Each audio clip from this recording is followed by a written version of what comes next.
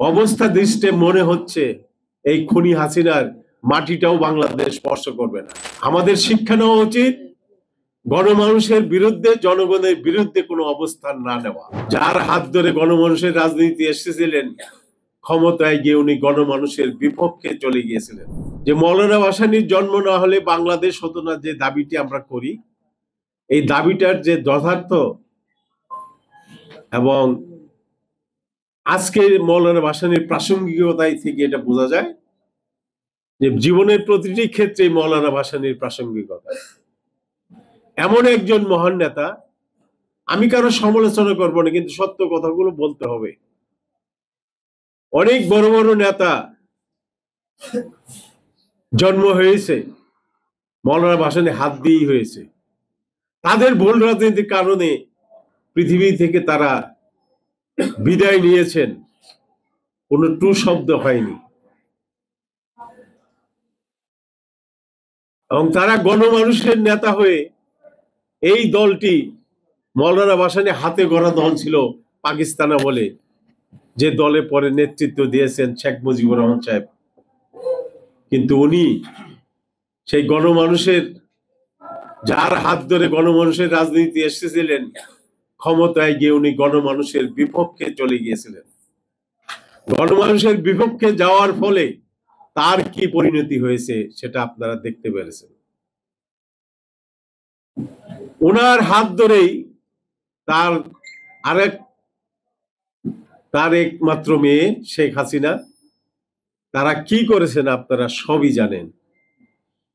এবং আমি এর আগের কয়েকটি আলোচনা সভায় বলেছি এই প্রেস ক্লাবে, অবস্থা দৃষ্টে মনে হচ্ছে এই খুনি হাসিনার মাটিটাও বাংলাদেশ স্পর্শ করবে না, এই দেশে তার খবর হবে না। এমন কাজ গণমানুষের বিরুদ্ধে অবস্থান হয়েছিল, একটি বিরোধী দল থাকলে দেশে কি ক্ষতি ছিল তার, তাকে সমস্ত পরিবারকে তার সারা দেশের লুটপাট করে খেতে হবে। দেখছেন আপনারা স্বর্ণের ভল্টে অগ্রণী ব্যাংকে 872 ভরি স্বর্ণ তার। এত লোভী, এমন চরিত্র, দুশ্চরিত্র মহিলা রাষ্ট্র ক্ষমতায় অধিষ্ঠিত হয়েছিল, সেটা আমাদের দুর্ভাগ্য, জাতির জন্য দুর্ভাগ্য, যিনি পরিবারের বাইরে কোনো কিছু চিন্তা করতেন না।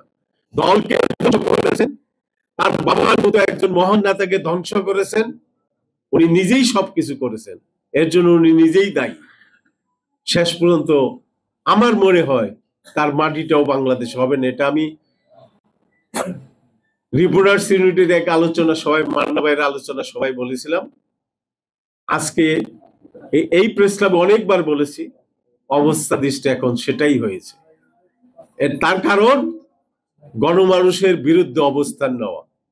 আমি আজকের এই আলোচনা সভা থেকে বলবো, আপনারা, আমরা যারা রাজনীতি করি, রাজনীতির মাঠে আছি, তাদেরকে শুধু একটি জিনিসই স্মরণ করাবো, জনগণ সব সময় সঠিক পথ দেখায় এবং সঠিক জিনিসেরই রায় দেয়। আমাদের শিক্ষা নেওয়া উচিত গণমানুষের বিরুদ্ধে, জনগণের বিরুদ্ধে কোনো অবস্থান না নেওয়া। আপনি দেখেন, আমি খান ভাই এখানে উপস্থিত, শামসুজ্জামান দুদু এখানে উপস্থিত, আমি ওনাদের সামনেই বলছি, আমি ওনাদেরকে দায়ী করব না, দোষী করব না।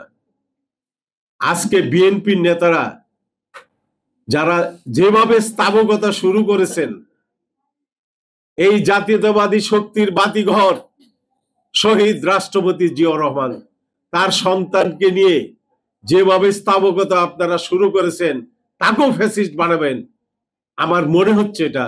কাজে আপনারা সতর্ক হন, স্থাবকতা বন্ধ করুন। আজকে দেখতেছি সারা ওই ইউনিভার্সিটির শিক্ষকরা এখন স্থাবকতা শুরু করে দিয়েছেন। আমি তাদের উদ্দেশ্যে বলতে চাই, বাংলাদেশ থেকে সব বন্ধ করুন।